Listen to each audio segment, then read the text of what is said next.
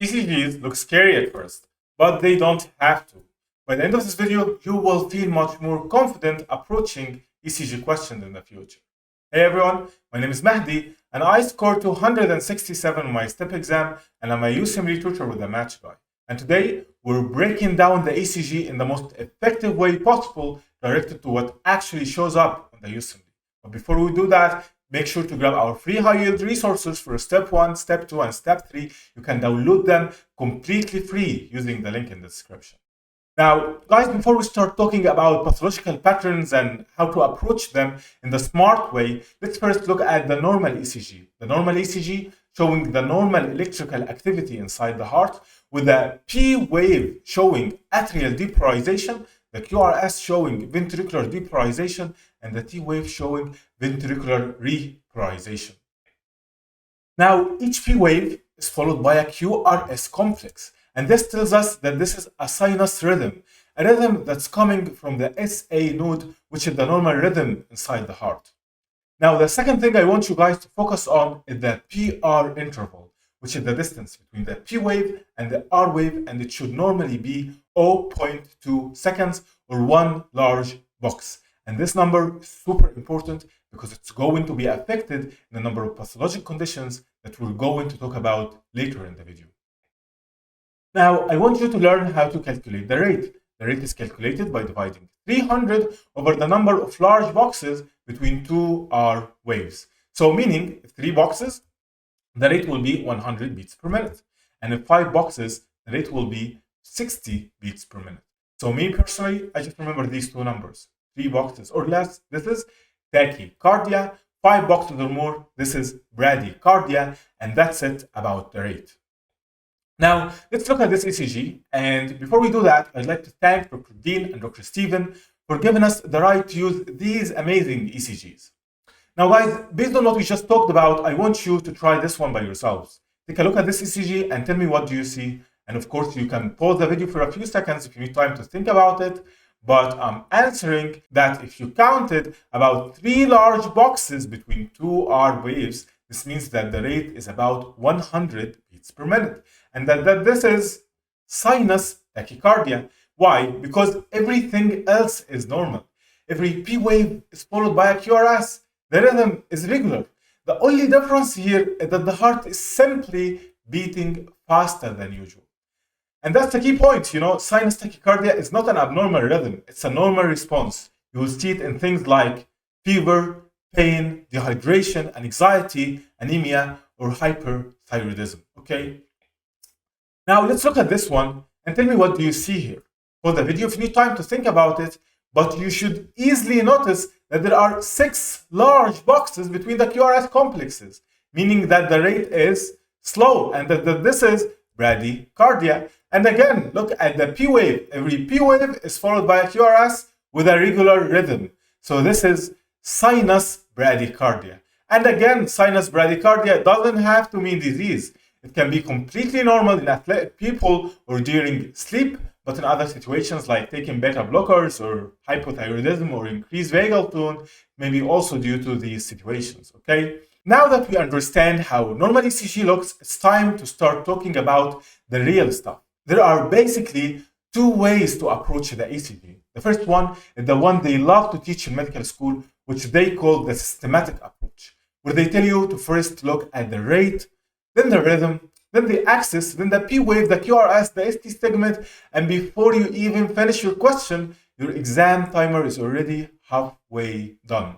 So of course, this is not practical for the USMLE. That's why I like to use what I call the instant approach. The instant approach is based on pattern recognition.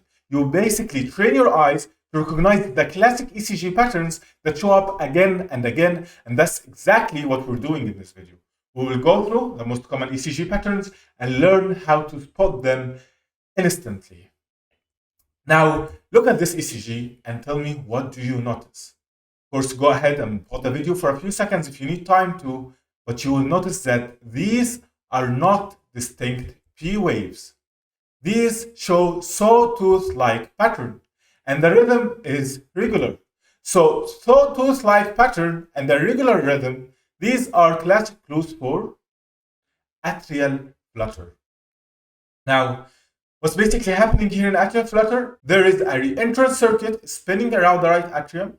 It's usually in the tricuspid annulus, and that circuit keeps firing rapidly, creating those repetitive flutter waves that you see on ECG.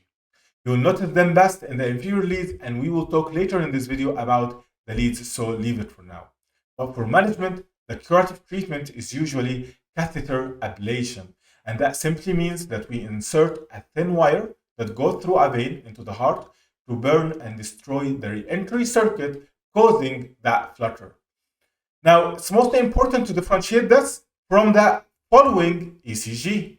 Take a look at this one, pause the video if you need to, but you will see that there are no distinct P waves at all, just continuous chaotic baseline. And if you look at the RR intervals, they are completely irregular, no repeating pattern. These are classic features for atrial fibrillation. What's basically happening here is that instead of one organized electrical signal, you have hundreds of random impulses firing all over the atrium. And I want to emphasize that this will lead to loss of contraction, meaning blood can pool and form clots, especially in the left atrial appendage, putting the patient at risk for embolic strokes. Now, another important USMLE step is that in new onset atrial fibrillation, you need to always check the TSH, because hyperthyroidism is a very common reversible cause. Now, guys, if you like how I'm explaining things here, you can actually try a free one-on-one tutoring session with me or one of our top tutors. We will walk you through the concepts you're struggling with and build you a personalized study plan. The first 30 minutes are completely free. You can see if you like the tutor style or not. So check the link in the description and you can take it completely risk-free. Okay, look at this ECG and tell me what do you see here. Go ahead and pause the video for a few seconds if you need time to think about it, but you will notice that you can actually see distinct P waves before each QRS, unlike atrial fibrillation, right? But these P waves all look different from each other, and the rhythm also looks irregular. So these are classic clues for what? You can pause the video if you need time to think about it, but these are key clues for multifocal atrial tachycardia, okay? Now, what's basically happening here is that instead of one pacemaker in the atria firing the impulses, you have multiple different sites all trying to take control. Each is producing its own P wave with a different shape and PR interval. So the ECG ends up showing, as we just mentioned, irregular rhythm, at least 3 different P wave morphologies, and narrow QRS complexes. Okay, and again, if you see irregular rhythm with visible but variable P waves, think of multifocal atrial tachycardia and not atrial fibrillation. Okay. The exam question will be as follows. They will describe an elderly COPD patient in mild respiratory distress with an ECG showing irregular, narrow, complex tachycardia with at least 3 different distinct P wave morphologies, and they're going to ask you what is the next step in management. The correct answer is to improve oxygenation, not antiarrhythmics or cardioversion. So the point is, once oxygen and ventilation improve, the arrhythmia often settles on its own. So again, COPD, regular narrow tachycardia, this is multifocal atrial tachycardia, okay?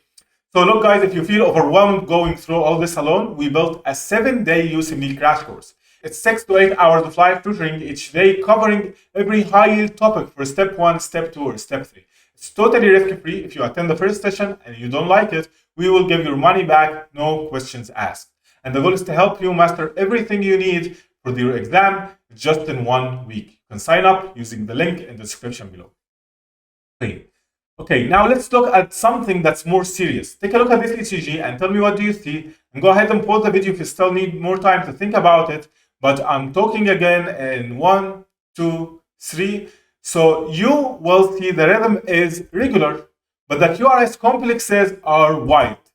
By other words, meaning 3 small squares, more than 3 small squares. And there are no clear P waves before each QRS. That tells you that the impulse is not coming from the atria, it's coming from the ventricles. That's the classic pattern for what? Pause the video if you still need more time to think about it, but this is monomorphic ventricular tachycardia. So basically, in monomorphic ventricular tachycardia, the ventricles take over at the pacemaker because of a entry circuit, probably in an old scar tissue from a previous myocardial infarction. okay? So since the same area keeps firing repeatedly, the QRS complexes all look identical.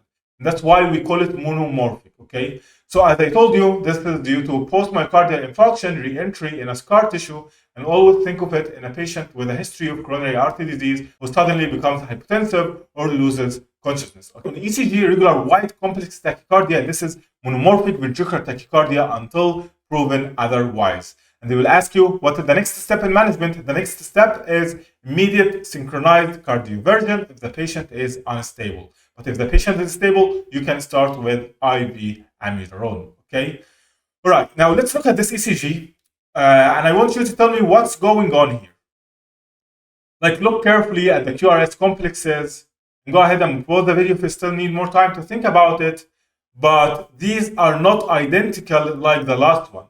They seem to be changing in shape and twisting around the baseline, okay? So I'm answering in 1, 2, 3. So basically you can see that the QRS complexes are wide, polymorphic, and they appear to be twisting around the baseline. And that's the classic look for Torsades de Pointes, which basically means twisting of the points. And what's basically happening here in Torsades is that it's a special form of polymorphic ventricular tachycardia that occurs when the QT interval is prolonged, okay? So always look for it in someone with prolonged QT for the onset of the Torsades. Common causes include electrolyte imbalances, medications, or congenital long QT syndrome. So they will ask you something, for example, like a young woman on a macrolide antibiotic or an antipsychotic, and she's coming with the ECG showing that twisting wide complex rhythm, and they will ask you what is the next step. The next step, guys, is to give IV magnesium sulfate, even if the magnesium is normal, okay? But of course, if she was unstable, in this case, you will defibrillate immediately. But if she was stable, you give the IV magnesium sulfate, regardless of magnesium level. All right, now look at this ECG and tell me what do you see. Like, go ahead and pause the video for a few seconds if you need to look at it. But does this look like anything that you know? Does it look organized in any way? Like, can you identify any QRS complexes or P waves? Exactly, like this ECG is pure chaos. It's irregular, no consistent pattern, no identifiable QRS complexes at all, and that's why this is ventricular fibrillation, and this is the most serious arrhythmia there is. And what's happening here is basically that the ventricular muscle fibers are firing randomly with no coordination whatsoever. So this means that there is no organized contraction and therefore no cardiac output. So basically, ventricular fibrillation is cardiac arrest, which needs immediate defibrillation. And of course, the most common cause for this is myocardial infarction. Okay? All right. Now for the next one, I want you to look closely at the PR interval, the shape of the QRS, and tell me if you see anything unusual about the upstroke. Go ahead, pause the video for a few seconds and analyze it. But you should be able to see 3 classic findings.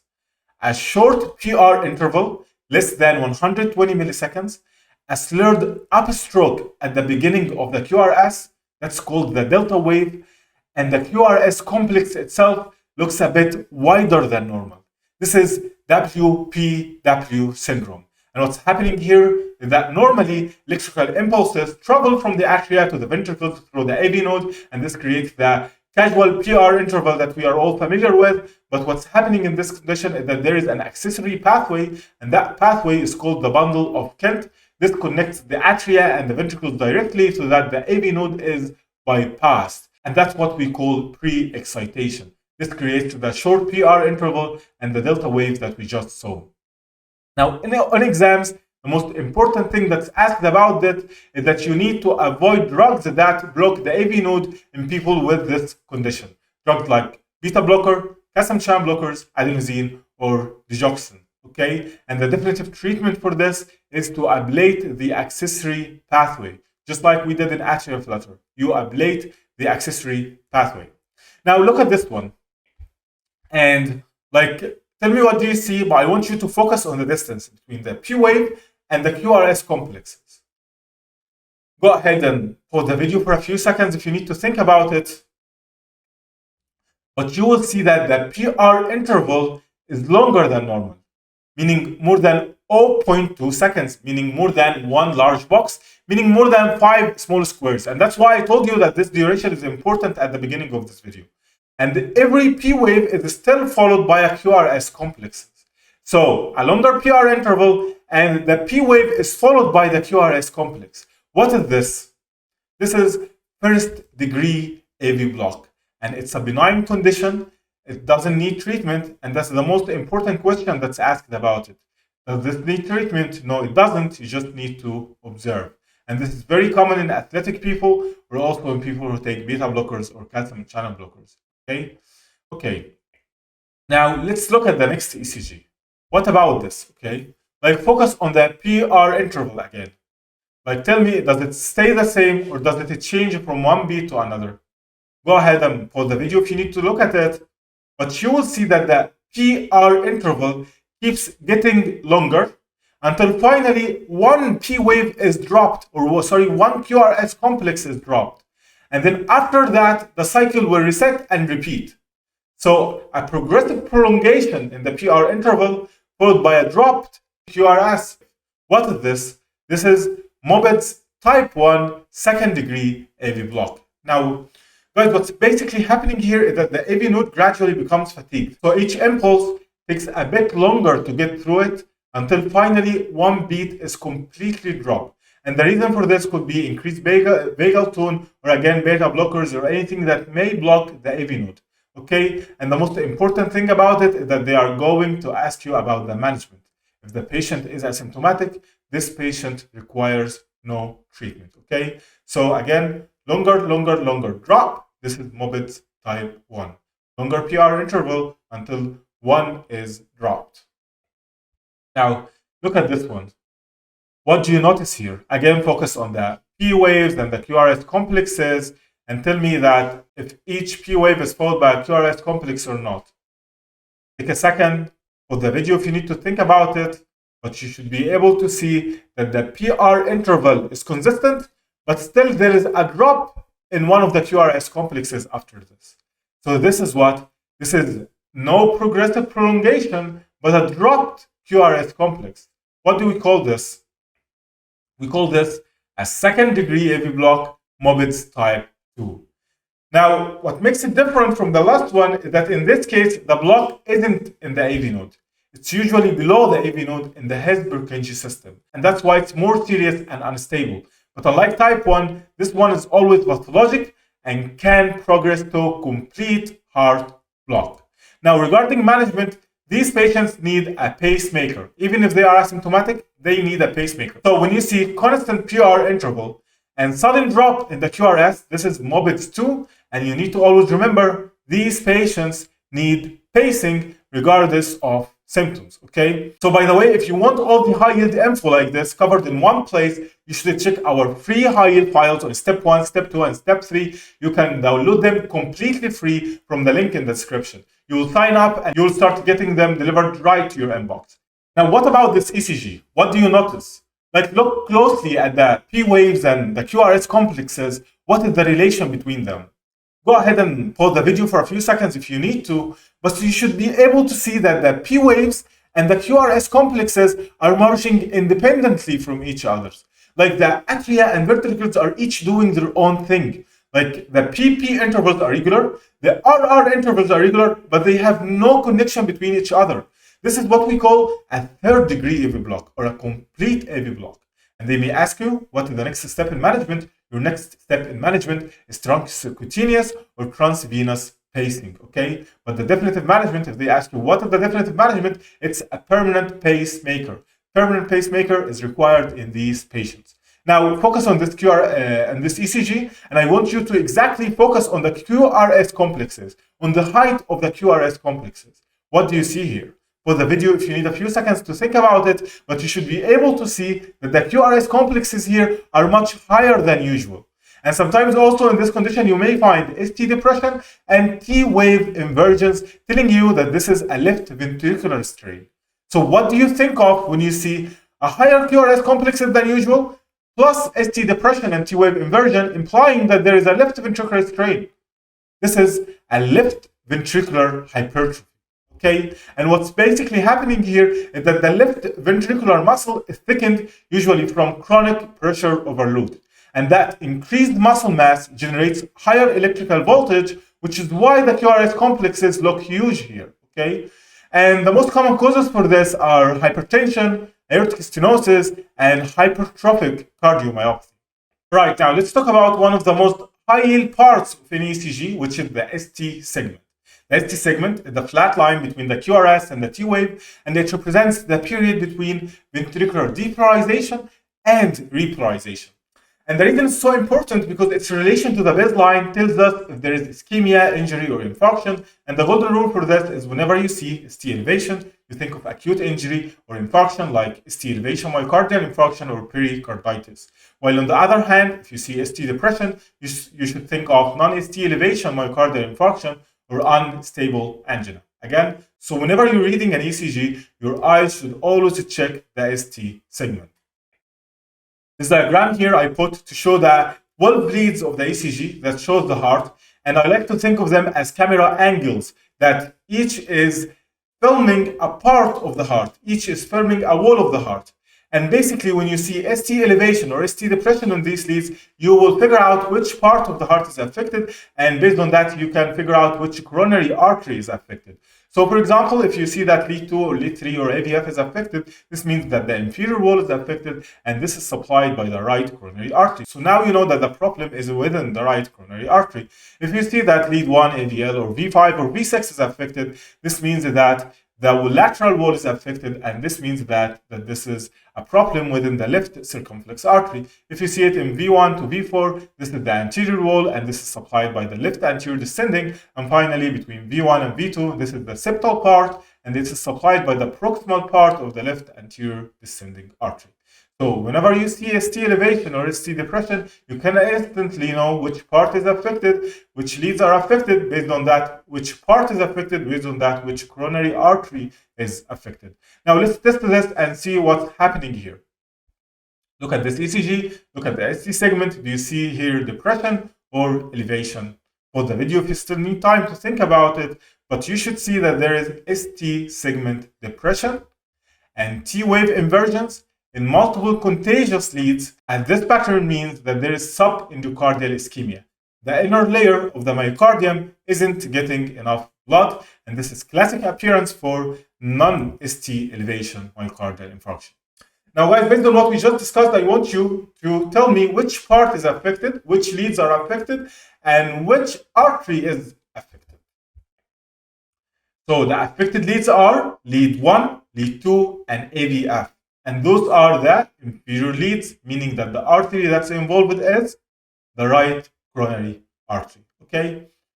Now, how to make sure that this is a non-ST elevation myocardial infarction and not just an unstable angina? The way you tell them apart is by measuring the troponins. If the troponins are elevated, meaning that this is a non-ST elevation myocardial infarction, normal troponins, this means that this is an unstable angina, right? Now let's look at the next ECG. Focus on the ST segment and tell me, is this an elevation or a depression? So you can clearly see the ST segment elevation in 2 or more contagious leads. That's the key pattern for ST elevation myocardial infarction. And what's happening here is that unlike non-ST elevation myocardial infarction, this time there is complete occlusion of the coronary artery, causing transmural full thickness injury to the heart muscle. And again, I want you to tell me which artery is affected based on the leads that you find here. And again, the affected leads here are the inferior leads, meaning that the affected artery is the right coronary artery. Now, there's an important fact, guys, I want you to know about the inferior myocardial infarction, is that these patients can't take nitrates. Nitrates will worsen the condition, and they will lead to decrease in the cardiac output and will lead to hypotension. This is super high yield to know, and for those of you who want to cover all high yield material quickly and efficiently, just like this one and all other high yield information, you need to check our live 7-day USMLE bootcamp. We have one course for each USMLE step where we go over every high yield topic daily for 6 to 8 hour sessions.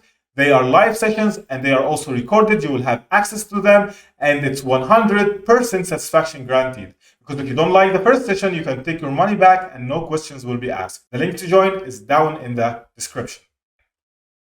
Now guys, the fact that we talked now about the ST elevation and specific lead points, let's talk about what if you see a diffused ST elevation pattern, meaning that's present in almost all leads, not just one area. Go ahead and pause the video if you still need time to think about it, but this is classic for acute pericarditis. You can see that the ST elevations are widespread, concave, giving a smiley appearance, meaning it's not that bad as the ST elevation myocardial infarction, and sometimes you also can spot PR segment depression. Okay, so these are strong clues that this is pericarditis, and what's happening here is that the entire pericardium is inflamed, so every surface of the heart gets involved, and that's why you see widespread ST elevation there and not just localized like the one you see in non-ST elevation myocardial infarction. Now the case will be something like this: pain, and the pain will be sharp and pleuritic, worse when lying flat, better when leaning forward. Okay, and it's also important to know that one important complication for this is that this may lead to pericardial effusion. This is basically when fluid starts collecting around the heart, and that will lead to the electrical signals getting damped, and that will show up in ECG as low voltage QRS, meaning the waveforms look smaller across all leads. Okay.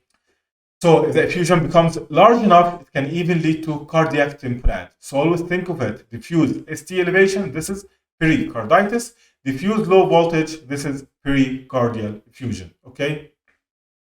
This concludes our video, guys. I hope you found this video helpful, and I understand that some students might still need more explanations of this topic or any other topic of their choice. I'm happy to help you one-on-one, as we offer free sessions. You literally talk to me for half an hour to see if this is helping you, or if you like it, or if you can commit to something more. And you can do that by signing to the link in the description below. It's completely free. And please feel free to leave any questions you may have in the comment section. And also you can send them to our support team at info@thematchguide.com. And we'd also appreciate if you like the video, share it with your friends who are preparing for the USMLE. And yeah, don't forget to grab our free high-yield resources I told you about in the beginning. Make sure to also to watch Dr. Asad videos on how to prepare for Step 1, Step 2 in 2025 based on the step you're preparing for. And thank you guys for listening.